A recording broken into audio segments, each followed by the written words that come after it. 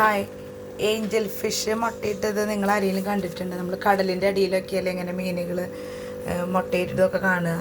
അപ്പോൾ നമ്മുടെ വീട്ടിലെ അക്വേറിയത്തിൽ നമ്മൾ വളർത്താൻ വേണ്ടി വാങ്ങിച്ച 2 ഏഞ്ചൽ ഫിഷാണിത്. കണ്ടോ, അത് മുട്ടയിട്ടിട്ട് എപ്പോഴും അവിടെ സെക്യൂരിറ്റി പോലെ ഇങ്ങനെ നിൽക്കും. നിങ്ങൾക്ക് കാണാനുണ്ട് ഈ കല്ലുമ്മേ വെള്ള കളർ കണ്ട.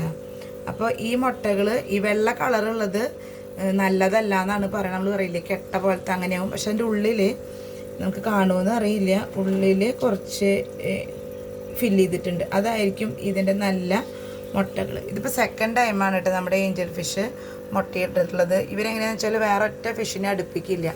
ഇതിൽ നമ്മൾ വേറെ കുറേ മീനുകളുണ്ടായിരുന്നു, അവരെയൊക്കെ ഇവർ ഓടിപ്പിച്ച് കണ്ടപ്പോൾ ഞങ്ങൾക്ക് തോന്നി ഇതെന്തോ ഇതിന് മുട്ടയിടാനുള്ള തയ്യാറെടുപ്പാണ്. അപ്പോൾ നമ്മൾ അവരെല്ലാവരെയും മാറ്റി.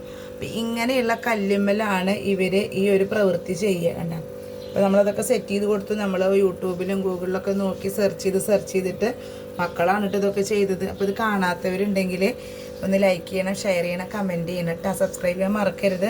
ഇപ്പം നിങ്ങൾക്ക് ഇത് ഉപകാരമില്ലെങ്കിൽ നിങ്ങളുടെ മക്കളോ അല്ലെങ്കിൽ പേരക്കുട്ടികളോ ആരെങ്കിലുമൊക്കെ ഇങ്ങനെ ഫിഷിനെ വളർത്തുന്നവരുണ്ടാവുമല്ലോ അക്വേറിയമൊക്കെ, അപ്പോൾ അവർക്കും ഇതൊരു നല്ല ഒരു എൻ്റർടൈൻമെൻറ്റും ആണ്. പിന്നെ നമുക്കൊരു ക്യൂരിയോസിറ്റി അല്ലേ എന്തുണ്ടാവുന്നത്. അപ്പോൾ ഇതൊരു 10 ദിവസത്തെ ഗ്യാപ്പിനാണ് ഇവർ മുട്ടയിടുക. നമ്മുടെ ആദ്യത്തെ ചാൻസിൽ മുട്ടയിട്ടതൊക്കെ ഇവർ തന്നെ ഈ വെള്ളയൊക്കെ ഇനി ഇവർ കൊത്തി കളയും. 2 ദിവസത്തിൻ്റെ ഉള്ളിൽ ഈ ഒരു പ്രക്രിയയൊക്കെ നടക്കൂട്ടെ. നല്ല മുട്ടകൾ മാത്രമാണ് വിരിയുള്ളൂ. അപ്പോൾ നമുക്കിതിൻ്റെ അപ്ഡേഷൻ നമ്മൾ തരും. ഇതിലെന്തെങ്കിലും കുഞ്ഞുങ്ങൾ ഉണ്ടായിട്ടുണ്ടെങ്കിൽ ഉണ്ട്. ഇവർ 2 പേരാണ് ഇതിൻ്റെ കഥാ പങ്കാളികൾ.